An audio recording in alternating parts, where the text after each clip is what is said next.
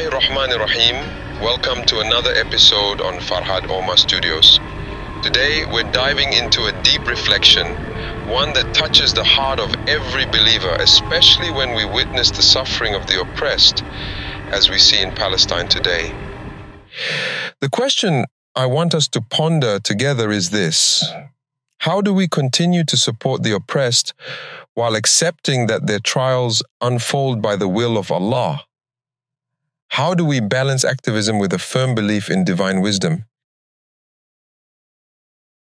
The first thing we need to acknowledge is this: nothing happens without the will of Allah. Every trial, every difficulty, and every hardship is part of Allah's divine plan, even if it's beyond our comprehension.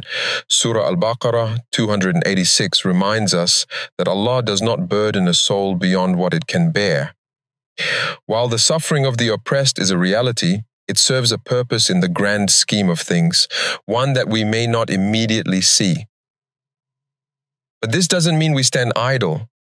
As believers, we are required to act. We learn from the life of the Prophet Muhammad, peace be upon him, that when oppression occurs, we must respond through our words, actions, and prayers. Supporting the oppressed is an act of faith, but it must be done with patience and trust that Allah's justice will eventually prevail, even if it doesn't happen in the way we expect. So, how do we put this into practice? First, we can support through financial and humanitarian aid. Providing food, shelter, or medical support to those in need is an essential part of our responsibility. As Allah commands us in Surah Al-Insan verse 8, they give food in spite of their love for it to the needy, the orphan, and the captive. Even small contributions, when done consistently, make a difference. Second, we must raise awareness peacefully.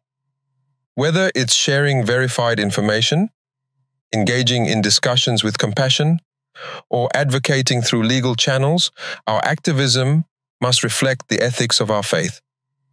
Surah Fussilat, verse 34, reminds us to repel evil with that which is better, promoting dialogue and action with wisdom. Third, never underestimate the power of dua. The Prophet Muhammad, peace be upon him, said, "The supplication of the oppressed is never rejected." Even when we feel powerless, raising our hands to Allah is a powerful act of resistance. It connects us with the oppressed on a spiritual level, reminding them and us that we are not alone. Allah is always with us. It's essential to understand that the suffering we witness, while painful, is not without purpose. It's part of Allah's wisdom to test both the oppressed and the oppressors. In the process, our faith is also tested. Will we remain patient and steadfast, or will we let anger consume us? Habil's response to Qabil in Surah Al-Ma'idah, verse 28, gives us an important lesson. Habil said, "Even if you stretch your hand to kill me, I will not stretch my hand to kill you. Indeed, I fear Allah, the Lord of the worlds." This verse teaches us that even in the face of aggression, we must uphold our moral principles. While we stand firm against oppression, we must also trust that Allah's justice will prevail in this world or the hereafter. The atrocities in Palestine remind us how important it is to balance action with spiritual trust. When we feel overwhelmed by the injustice we witness, we must remind ourselves that Allah is aware of everything. As Surah Ibrahim verse 42 says, "Do not think that Allah is unaware of what the wrongdoers do.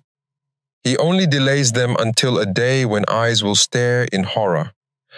Our duty is to act justly, pray sincerely, and trust Allah's wisdom.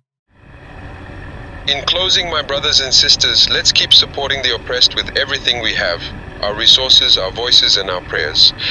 But let's also remind ourselves that Allah's wisdom governs every event. Our role is to stay firm in faith, act within the boundaries of Islamic ethics, and leave the rest to Him. And remember, every act of patience, every dua made for the oppressed, and every righteous deed is not wasted. Justice may seem delayed, but it is never denied. We walk this path knowing that Allah's mercy and justice will ultimately prevail, and that's what gives us strength to keep going. Thank you for listening today. Let's continue to pray for Palestine and all those suffering around the world. Please share, like, and subscribe to the channel to help us understand the wisdom that is in our faith. Until next time, Farhad Omar signing off. May Allah is the one on whom we depend for help and success.